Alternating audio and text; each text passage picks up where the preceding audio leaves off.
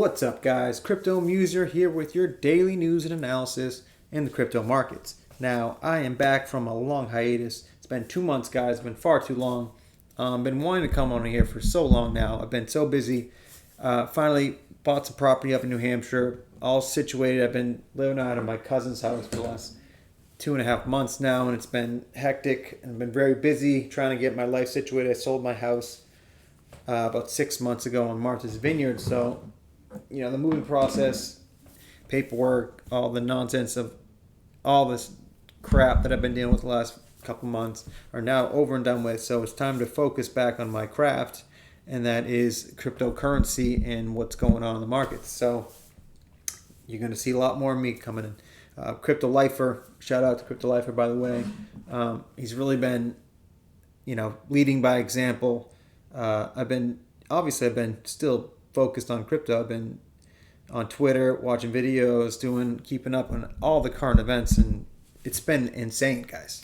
I mean, for the time that, for me to pick 2 months off, I really picked a crazy time, this is, with FTX and Sam Bankman-Fried and all this nonsense, it's been pretty insane. I mean, if you guys, if someone just got into crypto the last 6 months, this isn't how it always is, guys. All right, don't judge us for this last 6 months. You have FTX, Celsius, 3 Arrows, Voyager. Now BlockFi. The list goes on and on. There's been some serious liquidations out there in the market, and today, Bitboy Crypto went down to the Bahamas.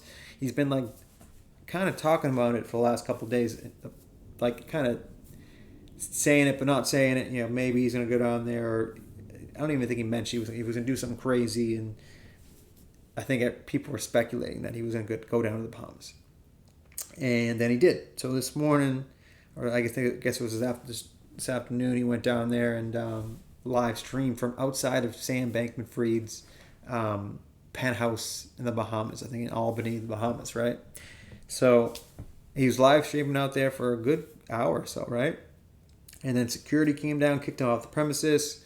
He also found out that he was literally the only media outlet that's been there since the whole case came out. So it's pretty amazing that no other major media outlet has gone down to the Bahamas and tried to question Sam Bankman-Fried. Is that a total failure by our mainstream media or what? Is this not how is this not the biggest story ever?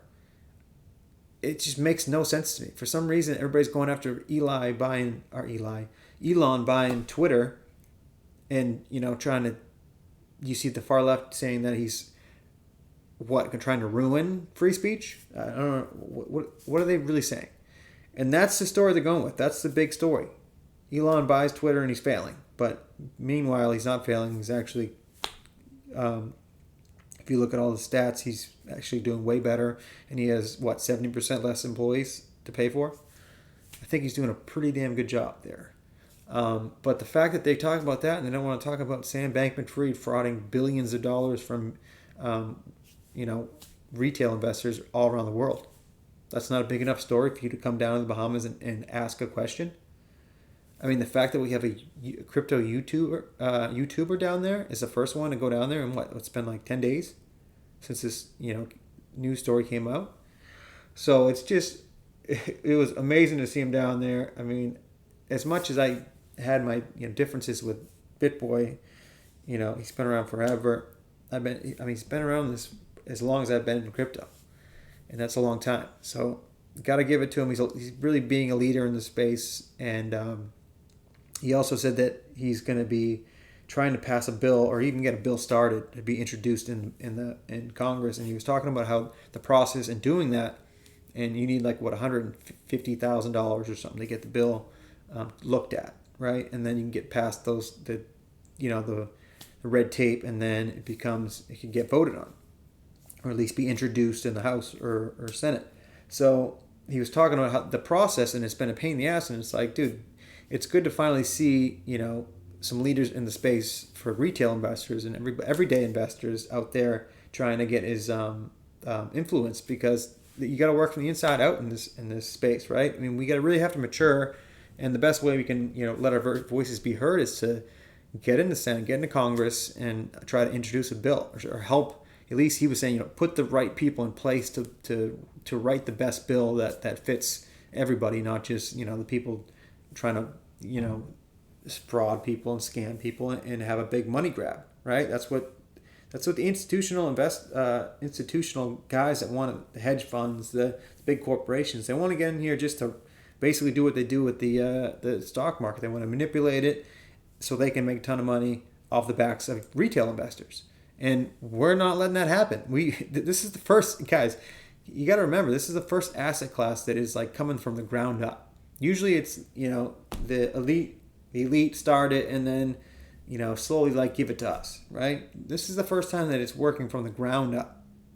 This is a grassroots movement that is going to be the biggest technology since the internet, even bigger than the internet.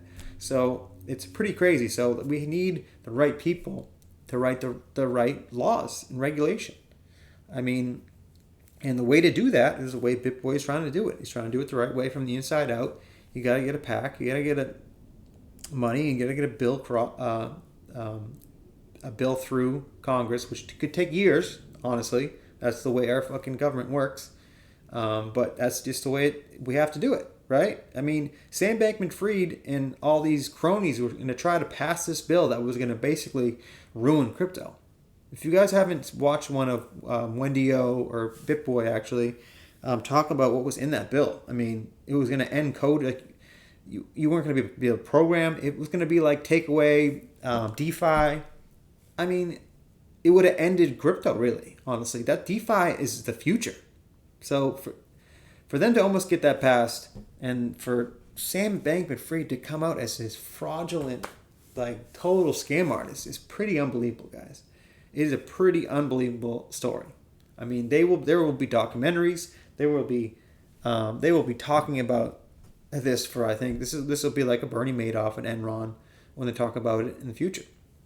But it's also, I think, a good thing. A lot of people have actually been talking about this. It could be a good thing to really improve in this space, because it's been one hell of a year, right? We've had so many, it's just over leverage, risky bets these people took. I mean, you can't just take, I mean, FTX was taking loans out on its FTT tokens. It's like, and then using high leverage to make bets on the stock market and all types of stuff. I mean, I don't even understand half of like the puts and all that crazy stuff that way you can just basically gamble your money in with high leverage, right? So like when you're using high leverage, you can if you win big, you win big, but if you lose big, and that's exactly what happened. And it was money that was really never. This is like what happened in 2008 with the financial crisis. I mean, it's the money is not really there. It's kind of making this money up from thin air. That's why it's so crazy. They're just kind of like the way these, like in 2008, the CDOs and the what was it, synthetic CDOs. I mean, it's insane. It's confusing, and they use confusing words on purpose so that you can't understand it. But it really isn't that confusing when you break it down. It's just basically them taking loans out on. It's like taking a loan out on a loan, and you can do that as many times as you want. Yeah, it sounds crazy. That's what they do. Jeez. So I just want to give a shout out to BitBoy, leading in the space. Definitely give him a follow if you haven't. I mean, you're I think 1.5 followers. So I think 1.5 million followers. So I think you are probably following him if you were following me. Anyway, Mike Novogratz came out of nowhere. Everybody's been asking about him because he lost a lot of money in FTX, and then he was just like couldn't hear. He didn't say a word. You heard Kevin O'Leary come out and say that he still thinks SBF's a genius and all this crap, and losing all his. I mean, if you still think that guy's, I mean, gotta like Mr. Wonderful, but he is dead wrong on this, and he's either also a fraud or he's just going to be on the wrong side of history. But anyway, Mike Novogratz, I guess, agrees with most of crypto on this. Bravo. People get canceled for saying the wrong word these days, but stealing on a large scale gets you a platform to speak. We have this backwards, and at least he's calling them out. I mean, the fact that you have New York Times, Wall Street Journal, Forbes, Reuters. What else? I saw another news outlet come out with these puff pieces, not mentioning that he defrauded, billions of dollars in customer money that he stole. You don't talk about the fact that he lied to his employees and took loans to himself and bought his parents $1 million homes, made donations to Democrats and Republicans, and bought banks like 10%, 11% stake in a bank in like Washington State, like that had 3 employees. What is going on, guys? Like what do you need a bank for? And it was okayed by the San Francisco Fed. I mean, this thing gets deep. I mean, then there was like money laundering and I don't know what else. It's when all this information is coming at you, right?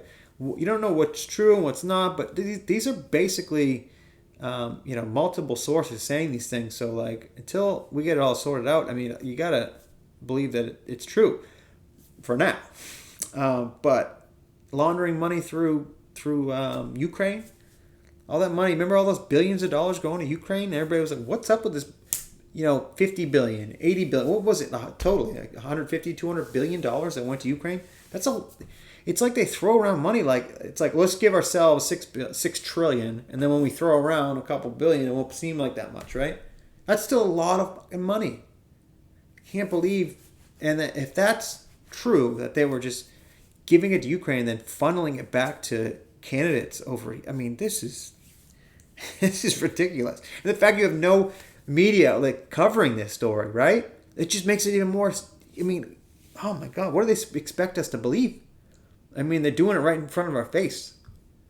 Oh man, if my computer will load. What was I saying here? Oh yeah, New York Times. I mean, New York Times used to be the gold standard of journalism. I think that's what I said here. It's pretty wild that It's pretty wild what the state of journalism has become in our country. Once looked at as the gold standard of journalism, is now a woke, far-left, elitist propaganda machine. What happened, New York Times? I mean, those are some strong words from me a woke, far-left, elitist propaganda machine. That's what I call the New York Times at this point. I mean, it's unbelievable. I used to read the New York Times all the time. That was my go-to. Living in a crazy world, guys. It really is amazing what journalism has stooped to so low these days. It shows you how society has been taken over by money and power. And those two things control almost everything in mainstream media now. Twitter has become a space. I can't believe I said these words, and I'll say them again because I really think this is true. Twitter, guys, has become a space where real truth can be found. I mean, you can love or hate Elon Musk, which we're going to get to in a second. But you gotta, I mean, he's really been, wait, what happened to it? Where's Elon? Oh, okay, right here. So Elon Musk came out and said, and love or hate Elon, but you have to say he's maybe top 3, if not the most influential man in the world. I mean, you got to give it to him, right? I mean, give me one other person. I'm trying to think off the top of my head. I mean, at least top 3, right? He even is calling out the media because, I mean, he bought Twitter. I mean, the media's been coming after him pretty hard. I mean, they've been talking about him more than they've been talking about the FTX story. So he says, Elon Musk calls FTX media cover-up one of the biggest failures in the U.S. journalistic integrity. I mean, Elon Musk calling him out too. And he's dead right. Dead right. That's even a saying? Dead right. Dead wrong, dead right. Journalistic integrity, a failure in U.S. journalistic integrity. So getting into some XRP news, because, I mean, I used to be called the XRP Muser. Just saying.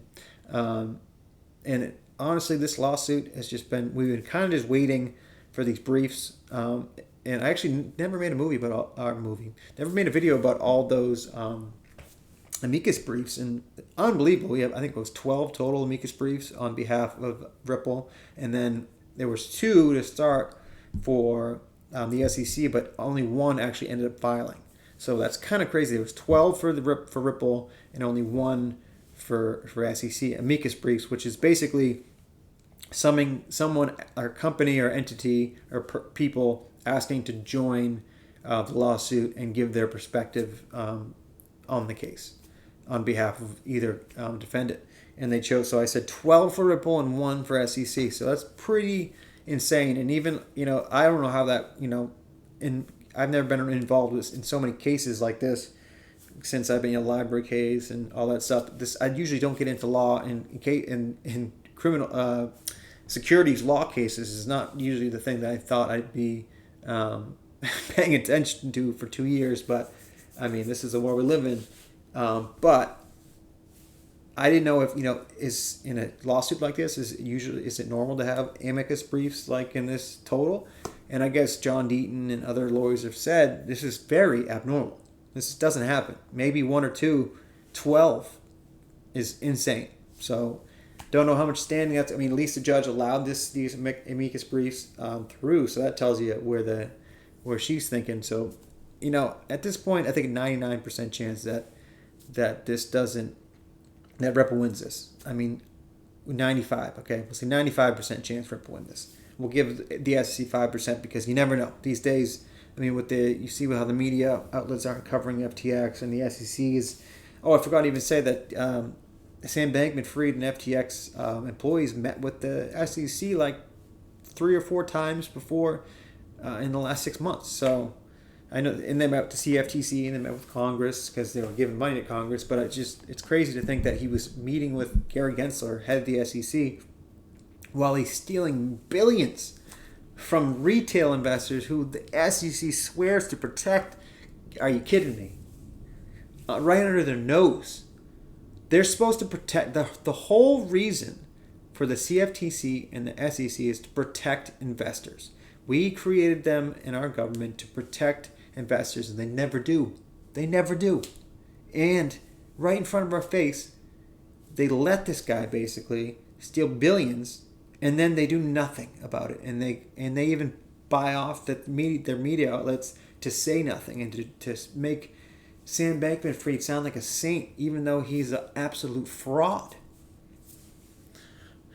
That's where I stand on that. But anyway, another thing with the XRP case, this is something that a lot of people have been asking me, like price predictions, and it's to give price predictions in this market. I think anybody who's been in this market long enough knows that it's impossible. You can give like a general idea, maybe.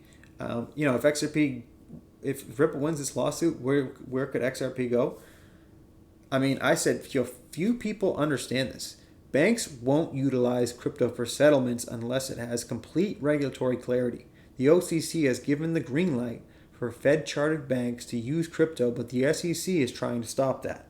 When XRP wins, or you should say when Ripple wins, XRP will be the only crypto with complete regulatory clarity. XRP will be the only choice. Most people don't understand how important this case is. Yes, it's going to be good for all crypto because it'll take away a lot of the power from the SEC, but it will also give XRP total clarity. And the only other crypto you could say that has total clarity is probably Bitcoin. So Bitcoin and XRP. I mean, Bitcoin's at what, 600? What's it? No, 330 billion market cap. It was over 1 trillion, I believe, during the bull market. So that has clarity, and that's the biggest crypto in the world. And XRP used to be the second biggest until the whole, I don't want to get the ETHgate business. It used to battle Ethereum for that number 2 spot, and then it's been basically at number 3 and kind of through the lawsuit, it's been bounced like, I think from like 2 to 3 to 7 or 8, and then back now it's sitting at 4. My stable coins, you got to take stable coins out. I don't know why CoinMarketCap keeps the stable coins in the top coins. Yes, they have I guess they go by market capitalization, but they're not really coins. They're stable coins. So XRP is still number 4. So you can't really put a price on that, can you? What's the price on total clarity? So I think it goes back to all-time high. It goes to at least $3-4. I mean, could it hit $5? I wouldn't be surprised. $10? I mean, would I be that surprised? No, not in crypto. So who knows? Crazier things have happened in crypto, right? So I'll leave it at that. But I will end the video there. Remember, I'm going to make more and more of these videos. So if you guys liked the content, please like, subscribe, leave a comment down below. But remember, this is not financial advice. Please do not take anything I write or say as financial advice. This is for entertainment purposes only. Thanks, guys, and we'll see you on the next one.